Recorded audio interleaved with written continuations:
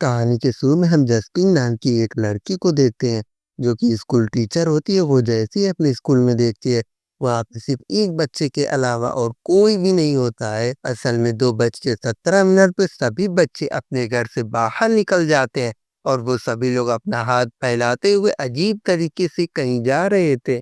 ये अजीब नज़ारा तो सीसीटीवी कैमरे में नजर तो आया, लेकिन कोई किडनैप करने वाला नहीं दिखाई दिया इन्हें।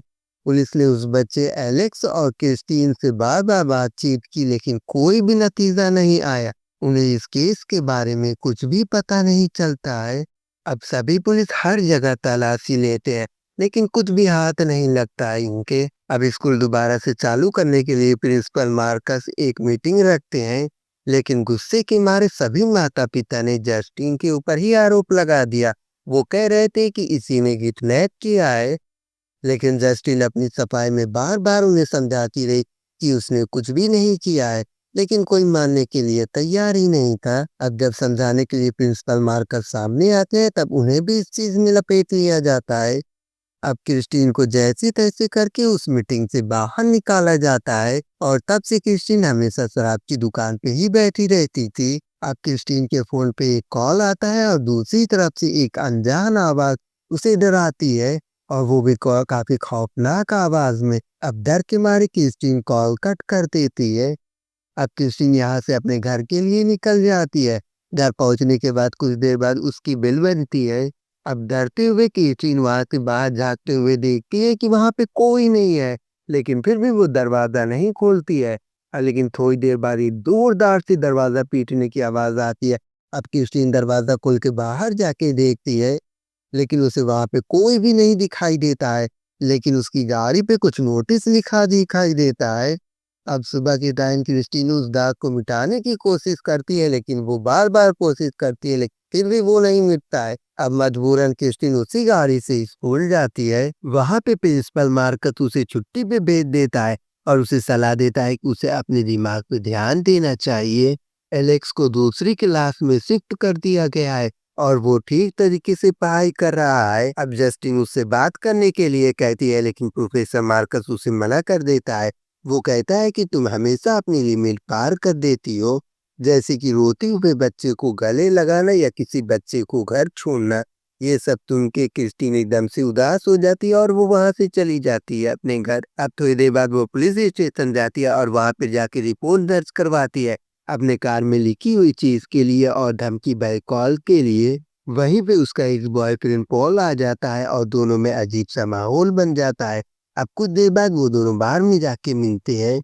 पॉल उसकी हालत देखकर उसके ऊपर काफी ज्यादा तरस खाता है, लेकिन क्रिस्टीन उसे कहती है कि तुम चिंता मत करो, मैं अपना ध्यान रख सकती हूँ।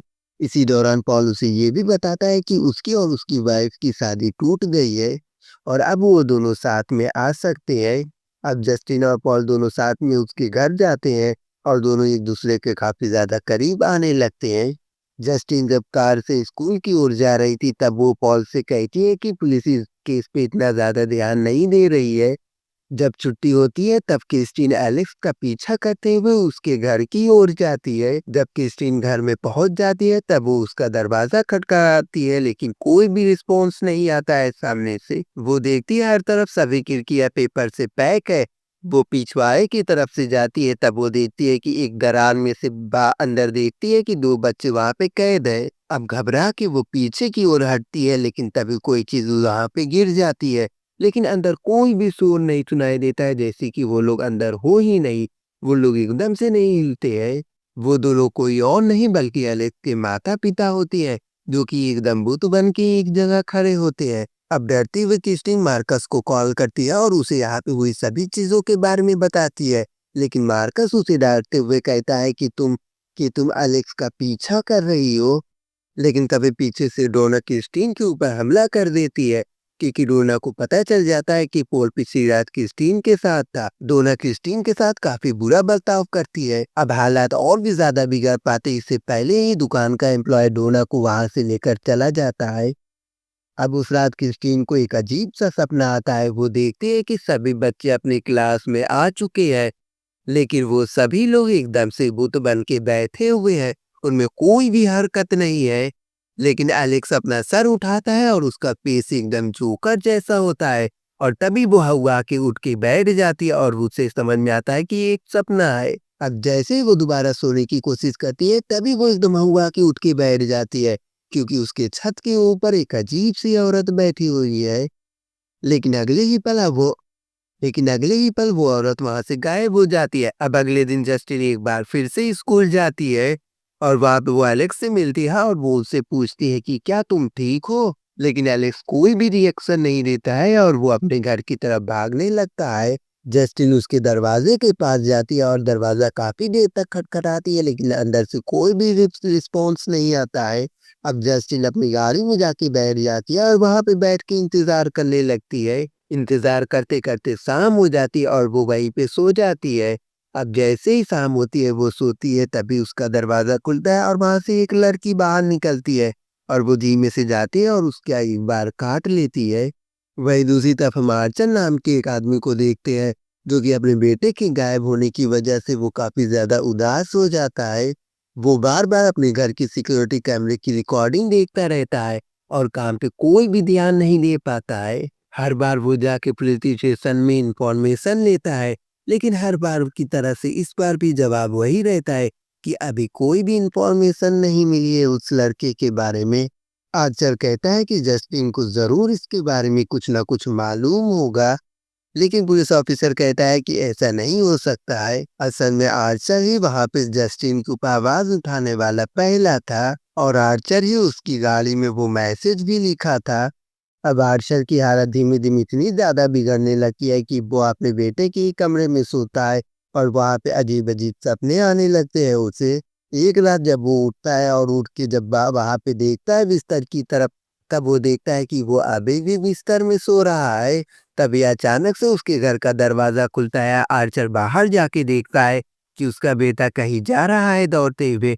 वो उसका पीछा करते हुए उसके पीछे जा रहा था और तभी वो देखता है कि उसका बेटा एक घर के सामने जाके खड़ा हो जाता है और उस घर के अंदर चला जाता है और उसके घर के ऊपर गन के रूप में लिखा होता है 217। और वो दौड़ के अपने घर वापस आता है और वो देखता है कि उसका बेटा अभी भी वहां पे सो रहा है।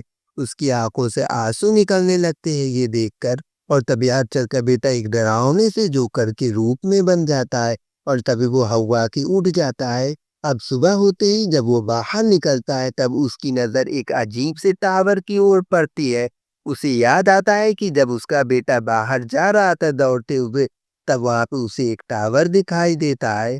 अब वो एक नक्शा निकालता है और उस जगह पे एक लाइन बनाता है जहाँ पे एलेक्स भागा था। अब वो उन बच्चों के घर पे जाता है और उनसे कैमरा फुटेज मांगता है। एक घर वाला तो साफ साफ मना कर देता है, लेकिन दूसरे घर वाला मान जाता है। आचार्य उसके घर के सीसीटीवी कैमरा देखता है और अलग से के हिसाब से वहां पे एक लाइन बना देता है। वो कहता है कि ये लाइन जहाँ पे जाके मिलेंगी वहीं पे ये रहस्य है। रास्ते में उसे जस्टिन गैस स्टेशन पे मिलती है। वो रुक के उसके ऊपर गुस्सा निकालने लगता है, वो उसे काफी ज्यादा चिल्लाने लगता है। लेकिन तभी मार्कस वहां पे दौड़ते हुए आता है, ठीक उसी तरह से जिस तरह से वो बच्चे दौड़ते हुए जा रहे थे। वो दौड़ के आता है और क्रिस्टीन के ऊपर हमला कर देता है। वो उसका गला दबाने लगता है, लेकिन तभी वो आके उसे बचा लेता है और उसके ऊपर हमला कर देता है। क्रिस्टीन मौका देखकर बच के वहां से भागने लगती है। मार्कस उसके पीछे भागने लगता है, लेकिन तभी वो उसे पकड़ लेता है। अब मार्कस आर्चर का गला दबाने लगता है और उसे मारने की कोशिश करता है। वही दूसरी तरफ हम पॉल को देखते हैं, जो कि अपनी गाड़ी से कहीं पे जा रहा था, लेकिन तभी उसे कोई भागते हुए दिखाई देता है। अब वो अपनी गाड़ी से उसका पीछा करने लगता है और जहाँ से गाड़ी नहीं जा पाती है वहां से पैदल ही उसका पीछा करने लगता है और उसे जैसे जैसे करके पकड़ लेता है, उसे हथकड़ी लगा देता है। जेम्स उसे सफाई देते हुए कहता है कि ये उसी का घर है और चाबी खो जाने की वजह से वो ऐसे जा रहा था। जब पॉल उसका जेब चेक करने लगता है तब गलती से उसके हाथ में एक सुई चुभ जाती है। अब गुस्से के मारे वो उसे एक मुक्का मार देता है। अब वो बैंडेज लगाने के लिए जल्दी से अपने गाड़ी में जाता है, लेकिन तभी वो देखता है कि कैमरे ने सारी चीज रिकॉर्ड कर ली है। अब वो जल्दी से उसके पास जाता है और उससे कहता है कि अब से हमारा रास्ता अलग अलग है और तुम यहाँ से चले जाना और किसी को कुछ मत बताना। अगले दिन जस्टिन के साथ पोल डेट पे जाता है और जैसे ही वो वापस घर आता है तब उसकी पत्नी डोना वहाँ पे पहले से ही मौजूद होती है। पोल की अजीब हरकतें देखकर डोना तुरंत ही समझ जाती है कि ज़रूर ना ज़रूर कुछ ना कुछ गड़बड़ ज़रूर है। अब हम देखते हैं जब काम के दौरान पोल जेम्स को देखता है तब गुस्से के मारे वो उसका पीछा फिर से करना चालू कर देता है और सबूत मिटाने के लिए कैमरे को हटा देता है। वही फ्लैशबैक में हम देखते हैं कि जेम्स असल में एक नशेड़ी है। वो जंगल में ही रहता है। जब उसे पैसे की ज़रूरत होती है तब वो शहर में जाता है और वहाँ पे मौजूद गाड़ियों में से या फिर घर में से जाके कुछ पैसे चुरा लेता है। इसी दौरान जेम्स की नज़र एलेक्स के घर में पड़ती है। खिड़कियाँ पूरी तरह से पेपर से पैक होती है और वहाँ पे एक छोटा सा दरार होता है। वो वहाँ से देखता है कि घर पूरी तरह से एकदम खाली है। अब वो छत के ऊपर से घर के अंदर घुस जाता है। अंदर एकदम पूरी तरह से खाली था, लेकिन जैसे ही वो हॉल के अंदर पहुंचता है तब उसकी नज़र एलेक्स की मम्मी पापा के ऊपर पड़ती है। उनके चेहरे पे अजीब से जख्म होते हैं और वो बिल्कुल भी हिलते डुलते नहीं है। वो एकदम बुत बन के वहीं पे बैठे होते हैं। अब जेम्स जल्दी से वहाँ पे चोरी करने शुरू कर देता है, लेकिन तभी ऊपर से एक अजीब सी आवाज़ आती है। वो डरते हुए ऊपर देखता है, लेकिन फिर भी वो चोरी करने चालू कर देता है। अब वो वहाँ से निकल ही रहा होता है, लेकिन तभी उसे बेसमेंट से अजीब सी आवाज़ें आने लगती है। अब वो वहाँ पे जाके देखता है कि वहाँ पे सभी बच्चे वहाँ पे मौजूद होते हैं, जो कि गायब होते हैं अपने घर से। ये देखकर वो डर के मारे वहाँ से भागने लगता है, लेकिन तभी अचानक से वहाँ पे कुछ गिर जाता है। आवाज़ सुन के एलिस के माता-पिता जल्दी से उठ जाते हैं और उसके ऊपर हमला कर देते हैं। अब जैसे-तैसे करके वो वहाँ से निकल जाता है। एलेक्स सभी सामान को बेचने के लिए जाता है। तभी वो ऊपर देखता है कि गुमशुदा बच्चों के ऊपर इनाम लिखा होता है।